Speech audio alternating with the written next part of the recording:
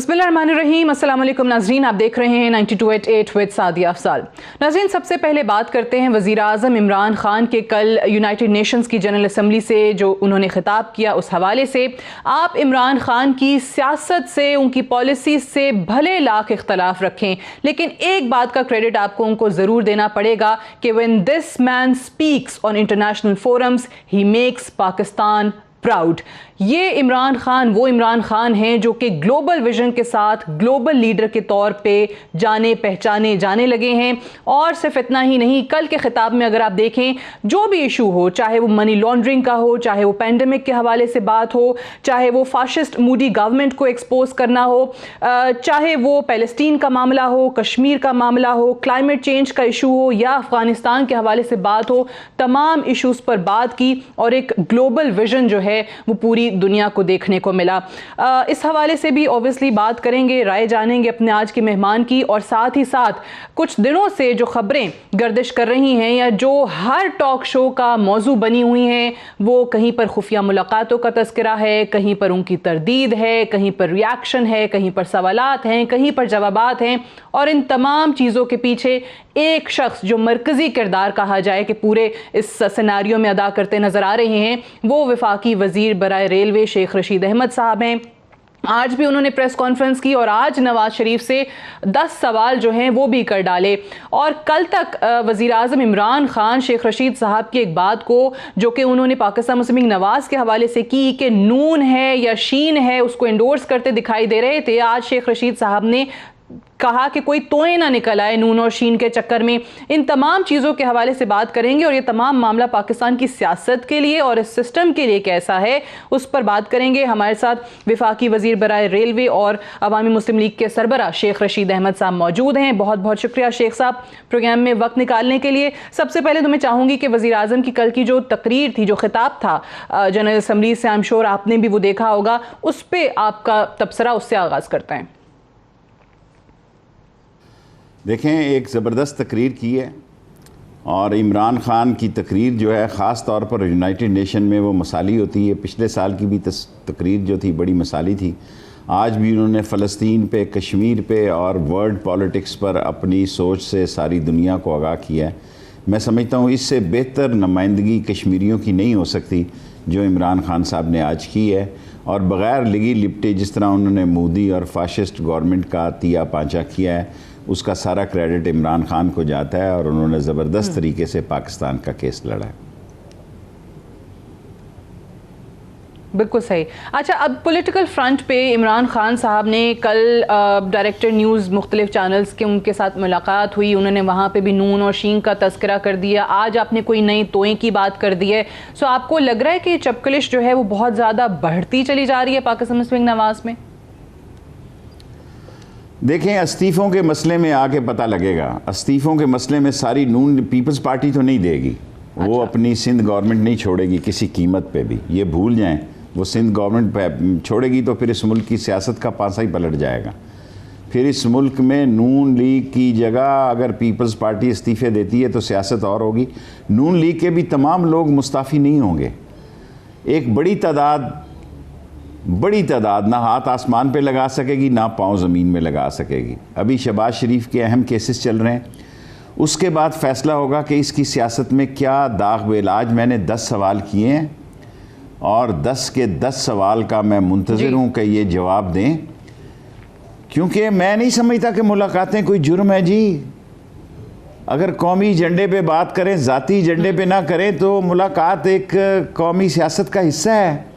मुझे समझ नहीं आती, 10 दिनों से इन्होंने टीवी पे मुझे फंसाया हुआ है। पिछले कल 10 दिन हो जाएंगे और 16 तारीख से लेके कल जो है वो 10 दिन हो जाएंगे।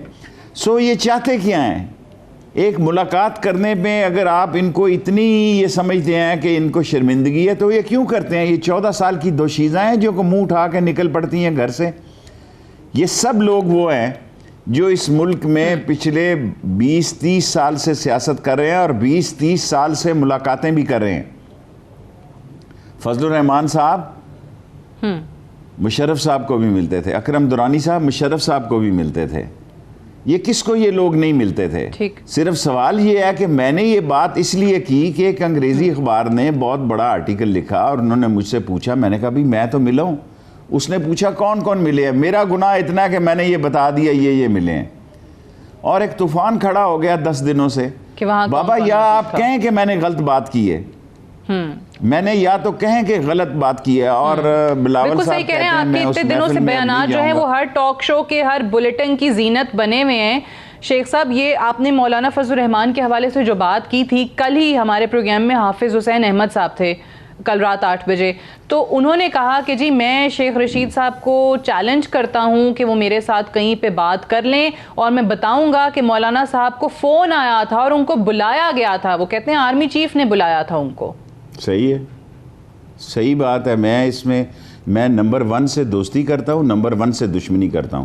چھوٹے گریڈ کے لیڈروں کا نہ نوٹس لیتا ہوں نہ ان کو جواب دیتا ہوں. میری سیاست کا شروع سے یہ نصب العین رہا ہے کہ نمبر 1 سے دوستی, نمبر 1 سے دشمنی.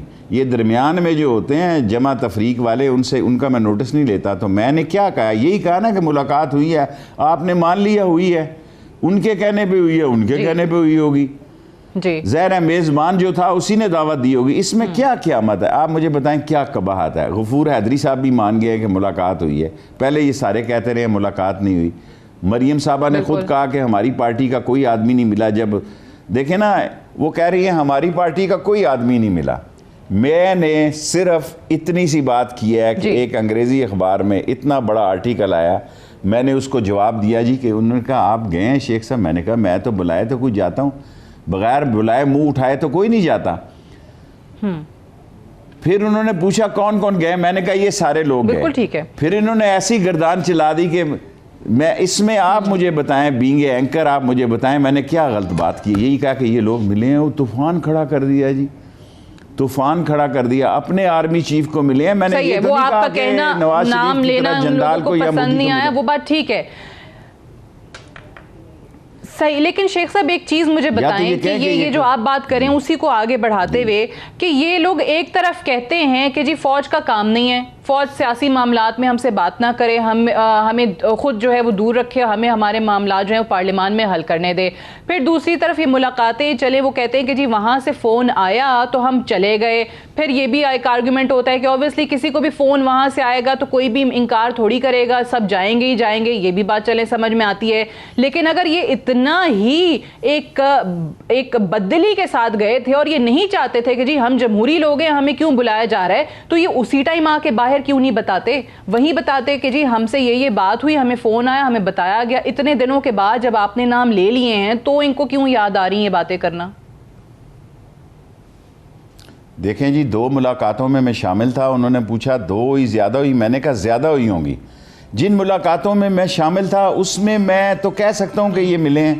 صرف یہ ہوا ہے کہ پہلے میں اسد الرحمان تھے, آخری 16 والے میں پہلے غفور حیدری تھے, وہ مان گئے ہیں سارے بات.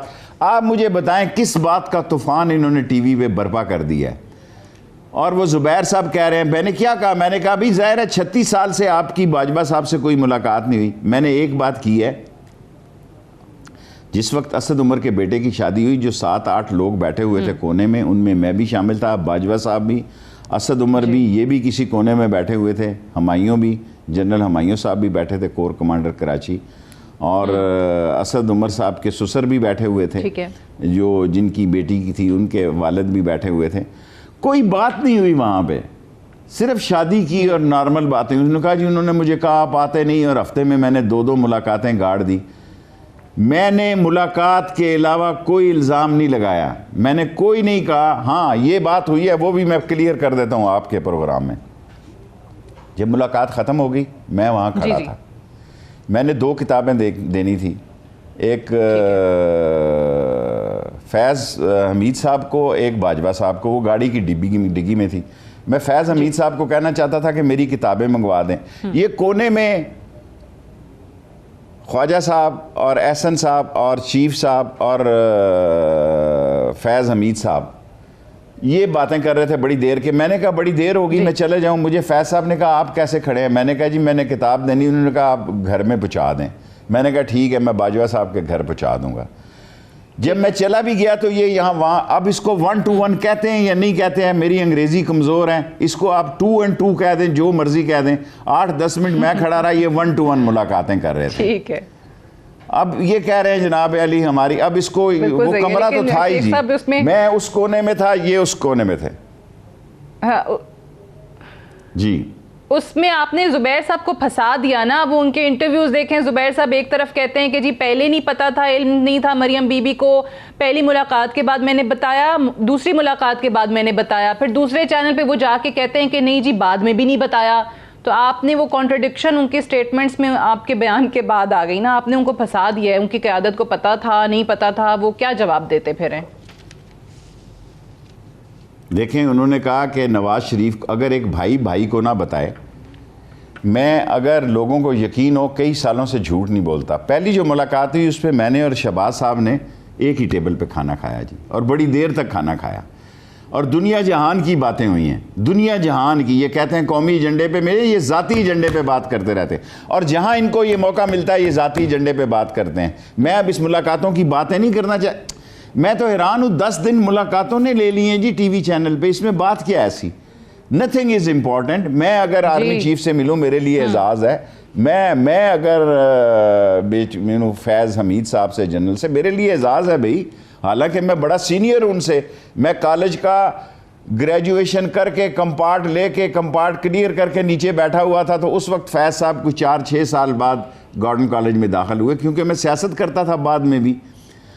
میں ان سے سینئر تھا. مجھے یہ کہنا کہ یہ میں کسی کے کہنے پہ یہ باتیں نہیں کر، کوئی بات میں نے کی نہیں ہے. میں تو خود پریشان ہو گیا ہوں. اس بڑے اتنا طوفان میری زندگی میں کبھی میڈیا پہ آیا ہی نہیں کہ 10 دن ایک آپ پہ الزام وہ لگا رہے ہیں نا اپوزیشن والے کہ بھئی آپ فوج کے ترجمان بنے ہوئے ہیں، ان کو لگتا ہے آپ سے کوئی بیانات دلوا رہا ہے. میں نے تو بیان دیا ہی کچھ نہیں ہے. یا تو نا میں نے کوئی الزام لگایا ہے. گلگت بلتستان پہ یہ سارے راضی تھے. اگر یہ الزام ہے تو کوئی آ کے تردید کرے. 20 کے 20 لوگ جو وہاں موجود تھے، انہوں نے ایک سے پوچھا گیا، انہوں نے کہا جی ٹھیک ہے گلگت بلتستان. میں تو ان لوگوں میں سے ہوں جو کہتا ہوں اور صوبے کم زیادہ ہوں، پٹھوار کو بھی صوبہ بنا دیا جائے. میں تو ان لوگوں کی سوچ رکھتا ہوں. اب جو حالات ہیں، اب مجھے مجبوراً پھر آج 10 پوائنٹ دینے پڑے ہیں، کیونکہ انہوں نے تو میرے لیے ٹی وی کو کھاڑا بنا دیا ہے. کوئی چیز چینل کی ڈسکشن ایسی نہیں جو مجھ پہ کر رہے ہیں. میں سب لوگوں کو چیلنج کرتا ہوں، کوئی ایک بات بتائے جو میں نے ان پر الزام لگایا. بہت اچھی بات ہے ملاقات ہونی. بلاول کہتا ہے میں جاؤں گا نہیں، اب مجھے بلاؤ گے. مسئلہ میرا، میں تو جاتا بلاول کے لیے ہوں، ورنہ مجھے بھی کیا ضرورت پڑی ہے. میں تو ایک پارٹی کا ٹی وی کا لیڈر ہوں، ایک پارٹی کی میری سیاست ہے، عوامی مسلم لیگ کی. یہ سب لوگوں کو تکلیف اس لیے ہو گئی ہے. چلیں وہ تو کہہ دیا انہوں نے کہ جس میٹنگ میں شیخ صاحب ہوں گے میں اس میٹنگ میں بیٹھوں گا ہی نہیں. دیکھیں کوئی بات ہے کرنے والی. میں جاتا اس کے لیے میٹنگ میں ہوں اور یہ نہیں ہوگا تو میں بھی پھر نہیں جاؤں گا. بابا کیا باتیں کر رہے ہیں اس میٹنگ؟ یہ سیاست دانوں کی باتیں ہیں. شیخ صاحب ایک بریک لیتے ہیں، ایسے لوگ تو کوئی سر بریک سے واپس آ کے ڈسکشن ڈسکشن کو یہیں سے کنٹینیو رکھیں آفٹر دس شارٹ بریک.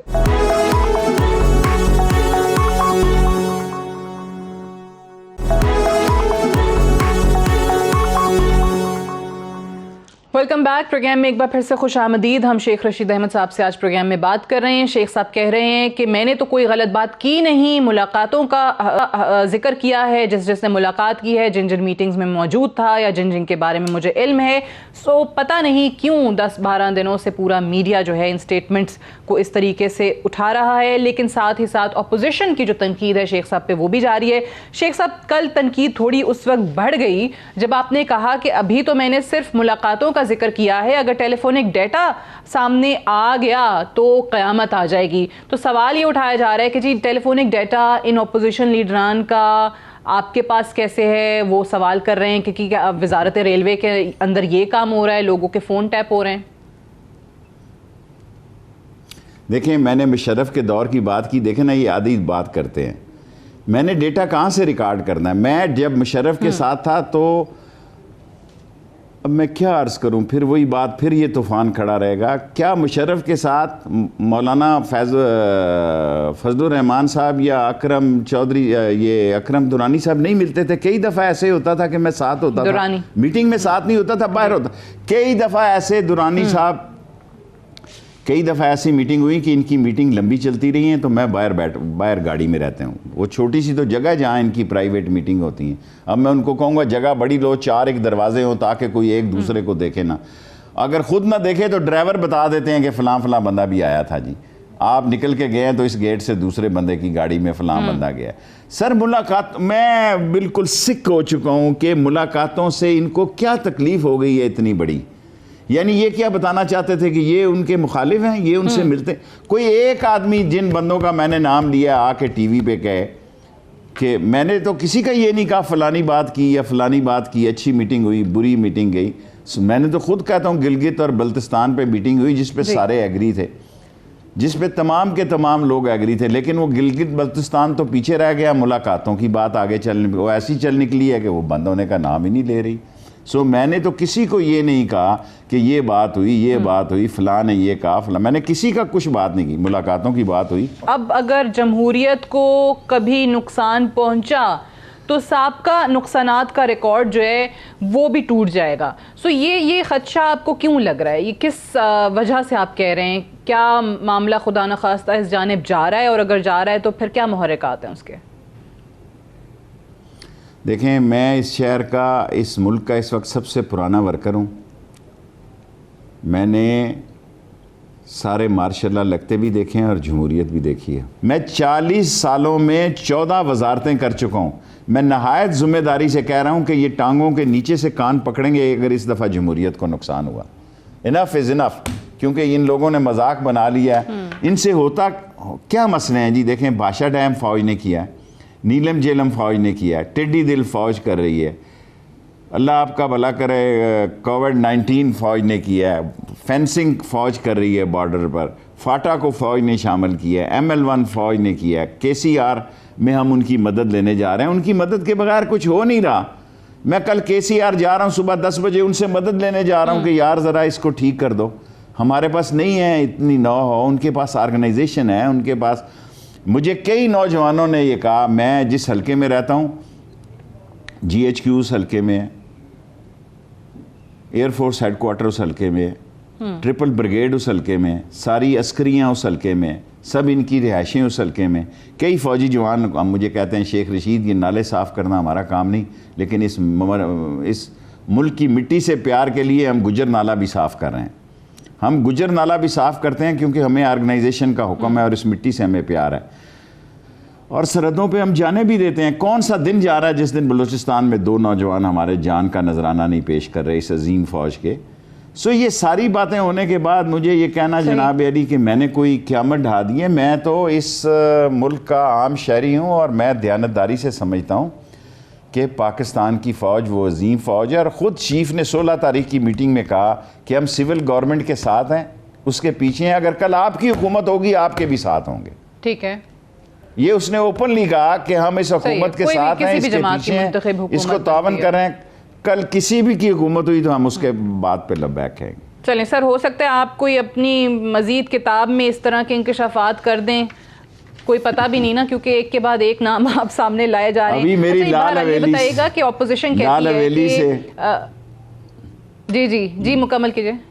جی نہیں, دیکھیں میں نے ابھی لال حویلی سے اقوام متحدہ کا 3را ایڈیشن آج چھپ رہا. ابھی تو پہلی کتاب کو 10 دن ہوئے ہیں, ہر آدمی مجھے کہہ رہا ہے جی دوسری کتاب لکھو.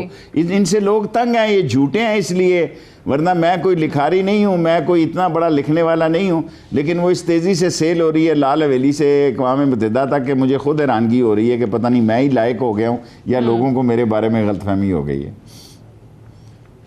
آج میں نے 3رے ایڈیشن کے بھی جاری کرنے کے دستخط کیے ہیں 2 بجے, یہ بتائیں کہ تاکہ اوکے ٹھیک چلیں. ٹھیک, 3را ایڈیشن بھی آپ کہہ رہے ہیں آپ کی کتاب کا آ رہا ہے. یہ اپوزیشن سے جب ہم سوال کرتے ہیں کہ آپ سیدھا استعفے دے دیں جو مولانا صاحب پہلے کہہ رہے تھے اور پھر نئی الیکشن کرا لیں, تو جواب یہ ہوتا ہے کہ ابھی اوبیسلی آہستہ آہستہ ہم اس پوری تحریک کا مومنٹم بنائیں گے. پہلے عوامی رابطہ مہم ہوگی, پھر ہم جلسے کریں گے, پھر ہم جو ہے وہ لانگ مارچ کریں گے اسلام آباد کی طرف, اور پھر استعفوں کے بارے میں سوچیں گے. آپ کو لگ رہا ہے کہ یہ کوئی الیکشن کیمپین کی طریقے سے اس کو ٹریٹ کرنے کی کوشش کر رہے ہیں, یہ لانگ مارچ کو اور جلسے جلوسوں کو, اور معاملہ جا سکتا ہے پھر استعفوں کی طرف, نئے الیکشن کی طرف؟ اگر الیکشن کمیشن کی بات ہو تو کیا پیپلز پارٹی نون اکٹھے الیکشن لڑے گی جی؟ کیا فضل الرحمان کو یہ کوئی اہمیت دیں گے؟ فضل الرحمان کو تو اتنی بڑی درد ہے اس کے پیٹ میں مروڑ ہیں کہ کسی طرح ان کو یوز کر سکے، کسی طرح ان کو یوز کر سکے۔ آپ دیکھیں میں نے پہلے کہا ہوا پروگراموں میں 31 دسمبر جنوری تک، یہ جنوری کے مہینے میں اور دسمبر کے آخر تک اس ملک کی سیاست کا اونٹ پتہ لگے گا کس کروٹ بیٹھے گا۔ یہ استعفے نون کے بھی کئی لوگ نہیں دیں گے۔ یہ بات نہ دھرنے پہ جائے گی، نہ استعفے پہ جائے گی، نہ عدم اعتماد پہ جائے گی۔ خود مولانا فضل الرحمان نے اے پی سی میں کہا کہ دیکھیں ہم سپیکر کا الیکشن ہار گئے، ہم چیئرمین سینٹ کا الیکشن ہار گئے، ہم پریزیڈنٹ کا ہار گئے، پرائم منسٹر کا ہار گئے، فیٹف ہار گئے، ہماری اکثریت تھی لیکن ہم نہیں جیت سکے۔ اب کیا ہے کہ ہم یہ عدم اعتماد لے آئیں گے تو وہی لوگ ہیں۔ آپ نے کیا نوٹس لیا اپنے بندوں کے خلاف؟ یہ صرف جلسہ جلوس کریں گے۔ جس دن یہ جلسہ کریں گے اسی ہفتے میں بھی جلسہ کروں گا۔ میں اکیلی پارٹی کا اکیلا بندہ سے ہی انشاءاللہ تعالیٰ قوم میرے ساتھ ہے۔ آپ دیکھیں میں ان کو ایکسپوز کر دوں گا، ان کا ایسا پوسٹ مارٹم کروں گا کہ ساری عمر یاد رکھیں۔ ملاقاتوں کا چیپٹر بند ہے، ملاقاتوں کا کوئی مسئلہ نہیں ہے۔ ملاقاتیں آپ کرتے آئے ہیں جب سے پیدا ہوئے ہیں۔ آپ جی ایچ کیو کے گیٹ نمبر 4 کی پیداوار ہیں آپ لوگ۔ مقابلے میں جس دن یہ لوگ جلسہ کریں گے، مارچ بڑا اہم ہے سینٹ کے انتخابات کی وجہ سے۔ آپ کو لگتا ہے کہ اس حکومت کے لیے اوبیسلی اگر یہ حکومت اکثریت حاصل کر لیتی ہے تو پھر اس کے لیے بہت سارے معاملات قانون سازی کے اعتبار سے آسان ہو جائیں گے؟ مارچ سے پہلے کیا یہ اپوزیشن کی جماعتیں کوئی رکاوٹ کھڑی کر سکتی ہیں اس حکومت کے لیے، سینٹ الیکشن کے لیے؟ ضرور کوشش کریں گی۔ میں نے تو جنوری کہی ہے، یہ فروری میں ضرور کوشش کریں گی کچھ نہ کچھ ایسا دھما چوکڑا، ایسا کام ہو کہ یہ مارچ کے الیکشن التوا ہو جائیں۔ عمران خان انشاءاللہ تعالیٰ یہ اسمبلی کے الیکشن جیتے گا سینٹ کے، اور اپنی اکثریت کرے گا، اور پھر یہ اپنے سائز میں آ جائیں گے ہمیشہ کے لیے۔ اچھا، تو آپ کو کہیں کسی صورت بھی یہ ابہام نہیں ہے کہ اس وقت مریم بی بی جو ہیں وہ اپنے پارٹی اپنا کیمپ الگ لے کر چلا رہی ہیں اور شہباز شریف صاحب جو ہیں وہ الگ ہیں، جو بار بار آپ نون اور شین کی بات کر رہے ہیں؟ اور یہ توئیں کا بھی ذرا ایکسپلین کر دیں، یہ کیا لگ رہا ہے آپ کو؟ شہباز کی مجبوری ہے، شہباز کی یہ دیکھیں نا، اگر شہباز بھی اندر چلا گیا اور نون اور مریم پہلے ہی یہ ڈسکوالیفائی ہیں، پھر کوئی توئیں عین غین تو نکلے گی نا جی۔ پھر کوئی نہ کوئی تو توئیں عین غین نکلے گی، تاکہ اس صورت حال میں ملک نے تو آگے چلنا ہے۔ اور میں آپ کو یقین سے کہہ سکتا ہوں کہ پوری کی پوری نواز شریف لیگ بھی استعفے دینے کے لیے تیار نہیں ہوگی، اور پیپلز پارٹی دے گی نہیں۔ فضل الرحمان کا بیٹا اسمبلی میں سب سے پہلے اس کا استعفیٰ دے نا، تاکہ وہاں بائی الیکشن کرائیں فوری۔ سب سے پہلے اپنے بیٹے کے استعفیٰ دے تاکہ پتہ لگے کہ وہ یعنی آپ کہہ رہے ہیں کہ صرف اور صرف بیانات ہیں لیکن کوئی بھی جماعت استعفیٰ دینے کے لیے تیار نہیں ہوگی۔ بہت بہت شکریہ شیخ رشید احمد صاحب، سربراہ عوامی مسلم لیگ اور کی وزیر برائے ریلوے، ہم سے بات کر رہے تھے۔ ایک بریک لیں گے اور بریک سے واپس آ کر اپنے آخری سیگمنٹ میں کووڈ-19 کے حوالے سے بات کریں گے۔ Stay tuned.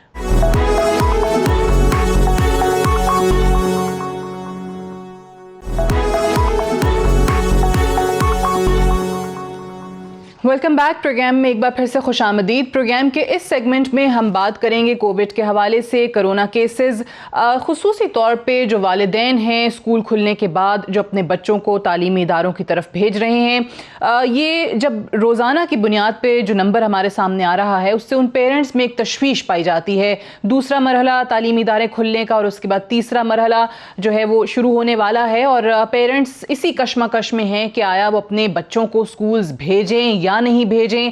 جہاں جہاں ہم دیکھ رہے ہیں کہ ٹیسٹنگ زیادہ ہو رہی ہے وہاں یہ جو کووڈ-19 کے کیسز ہیں وہ بھی زیادہ آ رہے ہیں۔ تعلیمی ادارے کھلنے کے بعد سے اگر ہم کرونا کیسز کی تعداد دیکھیں، 14 ستمبر کی اگر ہم بات کریں تو 404 نئے کیسز رپورٹ ہوئے، 15 ستمبر کو 665 نئے کیسز رپورٹ ہوئے، 16 ستمبر کو 545، 17 کو 752 کیسز، 18 ستمبر کو 645 کیسز، 19 ستمبر کو 640 کیسز، 20 تاریخ کو 633 کیسز، 21 کو 582 کیسز، پھر 22 کو 532 کیسز، 23 सितंबर को तकरीबन 800 केसेस, 24 सितंबर को 798 केसेस, अगेन तकरीबन 800, और 25 सितंबर को यानी कल की तारीख तक 566 नए केसेस जो हैं वो सामने आए हैं। सो ये एक जो खदशा जाहिर किया जा रहा है कि खुदा न खास्ता कोई नई लहर जो है एक कोविड की वो सामने आ रही है। दूसरी तरफ हम देख रहे हैं कि डॉक्टर फैसल ने जिस तरीके से अनाउंस किया है कि जो वैक्सीन है उसका ट्रायल भी शुरू हो गया है। उन्होंने कहा है कि जो पहला मरहला है, मौजूदा मरहला, उसमें अगले 4 से 6 हफ्तों में 8 से 10 हज़ार अफराद को ये वैक्सीन दी जा रही है। 20,000 लोगों का जो रज़ाकार हैं उनका इंदराज भी इस हवाले से हो चुका है। दूसरी तरफ एक और थेरी जो है कि वो पाकिस्तान में बहुत सारे लोगों का ख्याल ये है, जिस तरीके से पाकिस्तान इन्फेक्शन सोसाइटी के सदर प्रोफेसर डॉक्टर रफ़ीक खानानी ने बात की है, वो कहते हैं कि एशियाई ममालिक के मुकाबले में पाकिस्तानी अवाम में क़ुव्वत मुदाफ़ियत बहुत ज़्यादा है। तो क्या इसका कोई ताल्लुक़ इस वक्त जो इम्यूनिटी की बात की जा रही है उससे भी है? इन्हीं तमाम सवालों के जवाब आज लेंगे और हमारे साथ दो बहुत मुअज़्ज़ज़ मेहमान मौजूद होंगे जो कोविड-19 के पूरा इस अरसे के दौरान जब पीक पर भी था हमारे साथ मौजूद रहे और इस हवाले से इंफॉर्मेशन जो है वो हमारे नाजरीन तक पहुंचाते रहे। डॉक्टर अताउर रहमान साहब, chairman prime minister corona task force, और डॉक्टर ताहिर शमसी साहब, रिनाउंड माहिर अमराज खून, बहुत बहुत शुक्रिया आप दोनों का प्रोग्राम में ज्वाइन करने के लिए। डॉक्टर ताहिर शमसी साहब, ये पहले तो ये फरमाइएगा कि जो नए केसेस जिस तरीके से पिछले 10-12 दिनों के भी हमने बताया कि जो नंबर हमारे सामने आए हैं, तो क्या ये कहना दुरुस्त होगा कि कोई नई वेव जो है वो कोविड-19 की इस वक्त जन्म ले रही है, या आप कह रहे हैं कि टेस्टिंग बढ़ जाने की वजह से ये केसेस सामने आ रहे हैं और ये बतदरीज कमी की जानिब गामजन है? बहुत शुक्रिया सादिया अपने प्रोग्राम में मुझे बुलाने का। जो पिछले 8-10 दिनों की जो डेटा आपने दिया, जो नंबर्स बढ़कर 800 के करीब पहुंचे भी, वो आज वापस कम होकर 650 पे आ गए। तो अगर हम उसको देखें कि जो टेस्ट करने की जो तादाद है वो बढ़कर 42,000 तक पहुंची जिस दिन पहली मरतबा 799 केस रिपोर्ट हुए। उससे पहले जब पीक पे भी था हमारे यहाँ, उस वक्त भी पाकिस्तान में कभी भी 26,000, 27,000, 28,000, 22,000 से ज़्यादा टेस्ट ही नहीं किए हमने। डॉक्टर अताउर रहमान साहब भी और दूसरे जो पब्लिक हेल्थ के एक्सपर्ट्स हैं वो हम बार बार कहते रहे कि भाई हमें इसकी गुंजाइश बढ़ानी है, 1 लाख टेस्ट रोज़ाना होने चाहिए। तो उस वक्त नहीं किए, अब न मालूम क्यों 42,000 कर लिए, 40,000 कर लिए।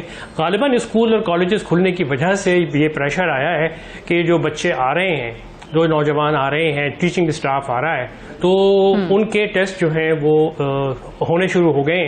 तो इस वजह से ये हुआ है। मेरा नहीं ख्याल कि पाकिस्तान में जो कोविड की दूसरी लहर इतनी शदीद होगी जैसे कि हम यूरोप में देख रहे हैं, जैसे कि अमेरिका में देखा हमने, या जैसे इंडिया में पहली वेव और सेकेंड वेव मर्ज हो गई।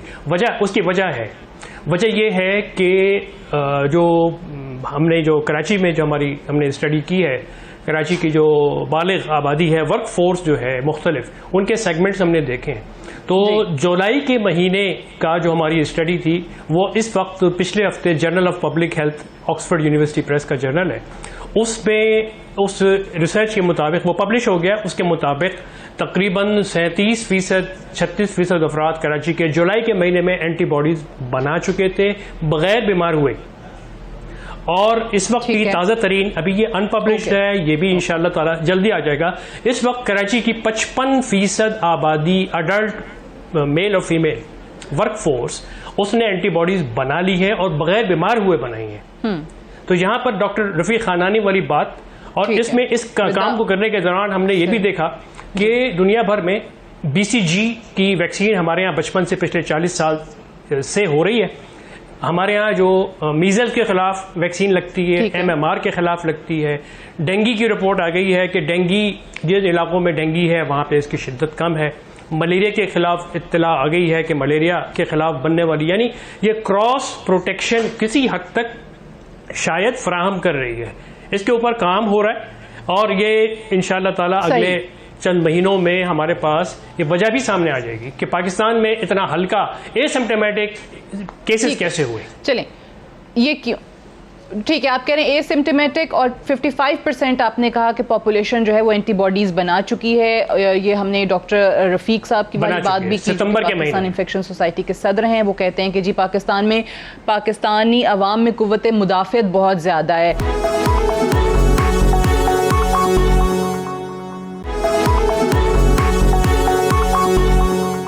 ڈاکٹر عطاء الرحمان صاحب، شروع میں بہت جب یہ کووڈ پیک پر تھا، وزیر اعظم صاحب نے اس قسم کا بیان دیا تھا کہ جی ہمارے ہاں امیونٹی جو ہے لوگوں کی بڑی اچھی ہے، تو بڑا ہم نے دیکھا کہ اس کا مذاق بھی اڑایا گیا، لیکن اب ڈاکٹرز جو ہیں وہ اس چیز کی بات کر رہے ہیں. لیکن یہ جو سیکنڈ ویو ہے، جو ڈاکٹر طاہر شمسی صاحب بھی کہہ رہے ہیں کہ جی as compare to other countries اتنی شدید یہاں پاکستان میں نہیں ہے، لیکن اس کے باوجود پہلا سوال تو میں یہی پوچھوں گی آپ سے کہ کتنا خدشہ ہے، کتنا یہ جو پیرنٹس کے جس طرح سے میں نے حوالہ دیا کہ اوبویسلی وہ تشویش کا شکار ہیں کہ بھیجیں سکولز بچوں کو، نہیں بھیجیں، نمبر جو ان کے سامنے آ رہا ہے، تو آپ کس طریقے سے اس کو ڈسکرائب کریں گے کہ کتنا خدشہ ہے اس سیکنڈ ویو میں؟ جی شکریہ بہت بہت. بسم اللہ الرحمن الرحیم. اس میں سب سے پہلے تو میں ایک اور اس کا پہلو آپ کے سامنے لانا چاہوں گا، وہ یہ کہ یہ وائرس جو ہے یہ میوٹیٹ کر رہا ہے، اور اپنی جو شکل میں جو چائنا میں تھا اس شکل میں اب یہ موجود نہیں ہے. اور پاکستان میں جو ہم نے اس کا ایک سٹرکچر کیا ہے، کراچی یونیورسٹی میں میرے ہی ادارے میں پوری سیکوینسنگ ایکوپمنٹ ہے اور فیسلٹیز ہیں، تو پتہ چلا ہے کہ 8 جگہ پر اس میں میوٹیشنز آ چکی ہیں اس وائرس کے مقابلے میں جو کہ چائنا میں پایا گیا تھا. اور اب ہم نے 100 جینوم پروجیکٹ شروع کرا ہے، جس میں 100 مختلف علاقوں سے ہم کلیکٹ کر رہے ہیں، ان کا دیکھ رہے ہیں. تو ہو سکتا ہے کہ یہ ایک تو وجہ آپ نے بتائی کہ ہو سکتا ہے امیونٹی زیادہ ہو ہمارے ہاں. دوسری وجہ یہ ہو سکتی ہے کہ یہ کیونکہ وائرس میوٹیٹ کر چکا ہے اور جو وائرس یہاں پہ زیادہ پریویلنٹ ہے وہ اس قسم کا ہو جس کی ایگریسونیس کم ہو، اور اس کی وجہ سے اتنی شدت یہاں نہیں پائی گئی. اس کو ہمیں پھر مقابلہ کرنا پڑے گا اس وائرس سے جو کہ انڈیا میں پایا جاتا ہے اور جو کہ امریکہ میں اور دوسرے ممالک میں جہاں تیزی سے پھیلا ہے، کہ وہاں پہ کیا سٹرکچرز، کیا میوٹیشن ہوئی، ان کا سٹرکچر کیا ہے، اور جو پاکستان میں جو ورائٹیز پائی جا رہی ہیں ان کا سٹرکچر کیا ہے. تو ہم پھر صحیح حقیقت کی طرف پہنچ سکیں گے کہ یہ وائرس کے سٹرکچر کی وجہ سے یہاں پہ کم ہوا ہے، یا پھر دوسری وجوہات ہیں جیسے کہ lockdown, smart lockdown اور جو پالیسیز ہیں، یا پھر نیچرل امیونٹی کی وجہ ہے. یہ جو ہے ابھی صحیح طریقے سے اس کے بارے میں نہیں کہا جا سکتا، لیکن یہ بات بہت اہم ہے جو ڈاکٹر طاہر شمسی صاحب نے فرمائی کہ ہماری جو امیونٹی ہے، وہ جو ہمارا اینٹی باڈیز ہیں ہمارے جسم میں، اس کی پرسنٹیج بڑھتی جا رہی ہے، اور ہو سکتا ہے دسمبر تک کوئی 70-80% تک پہنچ جائے. تو یہ بہت خوش آئند بات ہے، کیونکہ اگر یہ سلسلہ رہتا ہے اس طرح تو پھر آپ کو ویکسین کی ضرورت پھر بہت کم رہ جائے گی یہاں، کیونکہ ایک قدرتی آپ کے طور پہ آپ کے پاس اینٹی باڈیز ڈیولپ ہو چکی ہوں گی، اور بغیر سمپٹمز کے اے سمپٹومیٹک طریقے سے آپ کے پاس ریزسٹنس ڈیولپ ہو چکا ہوگا. لیکن یہ سب کہنے کے باوجود ہمیں یہ بالکل خیال رکھنا ہوگا کہ اسکول کیونکہ کھل گئے ہیں اور کھل رہے ہیں، اور کالجز، یونیورسٹیز کھل گئی ہیں، اس سے جو ہے یہ پھیلاؤ اس کا زیادہ ہو سکتا ہے. ایک وجہ تو یہ ہے کہ آپ ٹیسٹنگ زیادہ کر رہے ہیں، اس کی وجہ سے کیسز سامنے آ رہے ہیں. ایک دوسری وجہ یہ بھی ہو سکتی ہے کہ جو انٹریکشنز بڑھ رہے ہیں لوگوں میں، اس کی وجہ سے جینوئنلی یہ ایک پھیلاؤ بڑھ رہا ہے. لیکن تو اس لیے ہمیں یہ بہت احتیاط رکھنی ہوگی کہ ہم سوشل ڈسٹینسنگ کے پروٹوکولز برقرار رکھیں، کیونکہ ویکسین جو فیصل محمود صاحب نے کہا کہ وہ ویکسین کے ٹرائل شروع ہو رہے ہیں، ویکسین ابھی بھی 6, 8, 10 مہینے دور ہے آپ کے پاس. کمرشلی آنے میں اگلے سال گرمیوں تک آئے گی ویکسین، کیونکہ ابھی ٹرائلز ہو رہے ہیں، بعد کمرشل ڈیولپمنٹ ہوتی ہے، بہت سی اسٹیجز سے گزرتے ہیں. تو اس وقت نہ کوئی دوائی ہے اس کی، نہ کوئی ویکسین ہے. آپ کو صرف ایک ہی چیز ہے آپ کے سامنے، وہ ہے سوشل ڈسٹینسنگ، اور جو SOPs ہیں ان کو فالو کیا جائے. جب تک یہ نہیں ہو جاتا، جب تک پھر آپ آگے نہیں بڑھ سکتے. صحیح. رائٹ، دو چیزیں، ایک تو جس طریقے سے آپ نے کہا کہ امیونٹی اوبویسلی زیادہ ہے، بہت سارے ڈاکٹرز اس حوالے سے بات بھی کر رہے ہیں، اور یہ وائرس آپ نے کہا کہ میوٹیٹ کر رہا ہے، یہ بھی ایک خیال ہے، یہ بھی ایک اس کے پیچھے سارا عوامل میں سے ایک بڑی چیز جو ہے وہ یہ ہے کہ اتنا خطرناک نہیں ہے یہ وائرس جیسے پہلے چائنا میں جس کا آغاز ہوا یا جو بھارت میں ہے. لیکن ڈاکٹر شمسی صاحب یہ مجھے بتائیے گا کہ کیونکہ اوبویسلی جس طرح ابھی ڈاکٹر عطاء الرحمان صاحب بھی بات کر رہے تھے کہ ابھی ختم تو نہیں ہوا نا وائرس، ہم ابھی بھی کہتے ہیں کہ جی احتیاط کریں، لیکن یہاں جب پیک پہ تھا وائرس تب بھی لوگوں نے وہ SOPs فالو نہیں کیے، تب بھی وہ ماسک اور سوشل ڈسٹینسنگ کا کانسیپٹ نہیں تھا. تو اب تو بالکل بھی نہیں، آپ کو کہیں پہ بھی نظر نہیں آتا. ایک طرف سکولز کھل گئے ہیں، پھر دوسری طرف جو فلائٹس ہیں وہ بھی اسی طریقے سے آپریشنل ہو گئی ہیں. تو یہ جو اگر یہ جو وائرس کی میوٹیٹ کرنے والی بات ہے، تو یہ ٹریول اور یہ فلائٹس وغیرہ کھلنے کے بعد کہیں اس طرح کا خدشہ تو نہیں ہے کہ خدا نخواستہ پھر باہر سے یہاں دوبارہ نہ یہ وائرس آ جائے، یا آپ کو لگتا ہے کہ اس پہ غور کرنا پڑے گا یا کہیں اور پھر مزید لاک ڈاؤن کی طرف نہ جانا پڑ جائے؟ جناب، اب آپ کے اس گفتگو کے 2-3 پہلو ہیں. پہلے ہم اسکول پہ بات کر لیتے ہیں. چھوٹے پرائمری اسکول، چھوٹے بچے ہر آدمی کو پیارے ہوتے ہیں، بحیثیت معاشرے کے فرد کے حساب سے ہمیں بہت ہی پیار، ہر ایک کے بچے پیارے ہوتے ہیں، میرے ہوں، آپ کے ہوں، کسی کے بھی ہوں. اچھا، ایک خوشی کی اور خوش آئند بات یہ ہے کہ کووڈ وائرس جس ریسیپٹر کے ذریعے ہمارے ٹیشو کے سیل کے اندر داخل ہوتا ہے، ACE2 ریسیپٹر کہتے ہیں اس کو، وہ 12 سال سے کم عمر کے بچوں میں انڈر ڈیولپ ہوتا ہے، ڈیولپ نہیں ہوتا. تو اگر وائرس ہے بھی تو بچوں کو نقصان نہیں پہنچائے گا، بچوں کو ڈیمیج نہیں کرے گا، بچوں کو بیمار کر کے اور ICU میں اور وینٹیلیٹر پہ نہیں لے کے جائے گا. یہی وجہ ہے کہ 3 لاکھ سے زیادہ کیسز ہونے کے باوجود جو 12 سال سے چھوٹے عمر کے بچے جو ٹوٹل تعداد ہے ان کی وہ 3000 مشکل سے 3,500 ہے. تو یہ ایک تو ماں باپ کو والدین کو فکر کرنے کی یہ ضرورت نہیں ہے کہ چھوٹے بچوں کو کووڈ-19 عمومی طور پہ نقصان نہیں پہنچاتا ہے. دوسری بات کہ اب جس طریقے سے اس کی جو سرٹنلی جینیٹک میوٹیشن، ہماری NIBD کی جو جینومکس کی ٹیم ہے وہ بھی اس کے اوپر کام کر رہی ہے کہ ہم دیکھنا چاہ رہے ہیں کہ شدت جن مریضوں میں زیادہ ہے ان کا اسٹرکچر کیا ہے، اور جن کو بالکل ایسمپٹومیٹک جن کو بیماری ہوئی تو ان کا اس وائرس کا اسٹرکچر کیا ہے.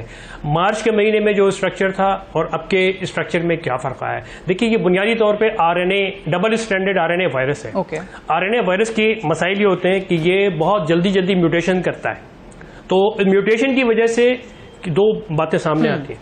ایک تو یہ کہ اس کے خلاف بننے والی قوت مدافعت، چاہے وہ ویکسین سے حاصل ہو رہی ہو چاہے نیچرل انفیکشن کی وجہ سے حاصل ہو، تو اس کے وہ امیونٹی وہ شاید ویکسین کے خلاف، ویکسین کی اگر میوٹیٹڈ وائرس دوبارہ آ گیا تو وہ شاید بیماری کر سکتا ہے. اسی طرح سے اگر باہر سے جو لوگ آ رہے ہیں، ملک کے باہر سے لوگ اندر آ رہے ہیں، وہ اگر کوئی ایسا میوٹیٹڈ وائرس لے کے آ گئے جو کہ خطرناک ہو، جس کی شدت زیادہ بیماری کرنے کی صلاحیت ہو، تو وہ پھر دوبارہ پھیلنے کا امکان اس میں ہو سکتا ہے. اسی لیے سر نے کہا ابھی عطاء الرحمان صاحب نے کہ ہم نے احتیاط جو چھوڑ دی ہے وہ غلط بات ہے.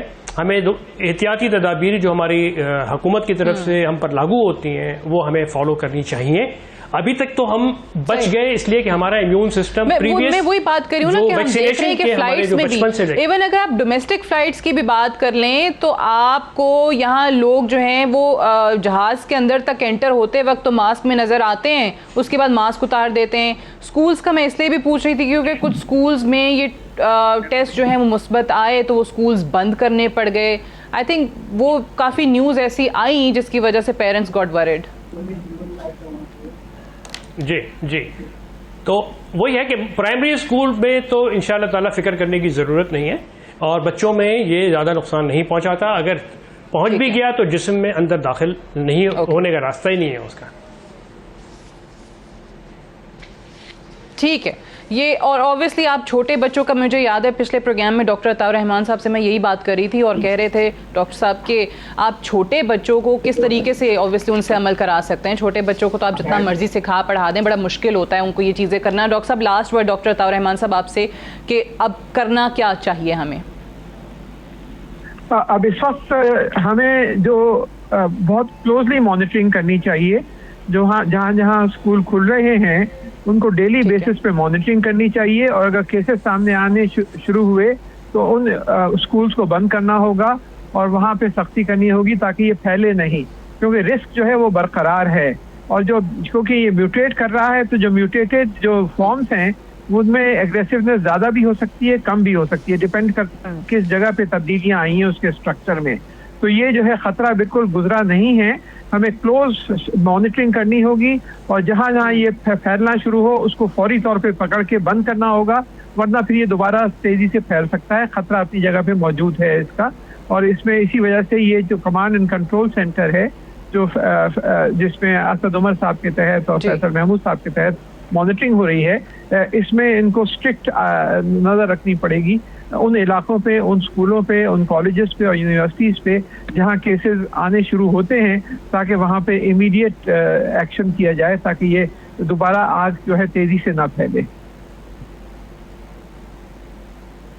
राइट, बहुत बहुत शुक्रिया डॉक्टर अताउर रहमान साहब। डॉक्टर ताहिर शम्सी सेगमेंट में हमसे बात कर रहे थे, और दोनों का यही कहना है कि ये कोरोना का जो खदशा है ये अभी गया नहीं है, ये अपनी जगह मौजूद है, और बहुत क्लोजली मॉनिटर करना होगा हमें जो नए केसेस आ रहे हैं, और जिन जिन जगहों पर स्पेशली स्कूल्स में ये जहाँ ये वायरस के केसेस ज़्यादा जल्दी रिपोर्ट हो रहे हैं, और उनको बंद कर देना चाहिए, जो कि हम देख रहे हैं कि हो भी रहा है। और आवाम जो है वो एहतियात का दामन अभी भी हाथ से ना जाने दें, क्योंकि ये खदशा, ये खतरा अभी अपनी जगह मौजूद है। That's all for tonight, I will see you tomorrow इंशाल्लाह। इजाज़त दीजिए, खुदा हाफिज़।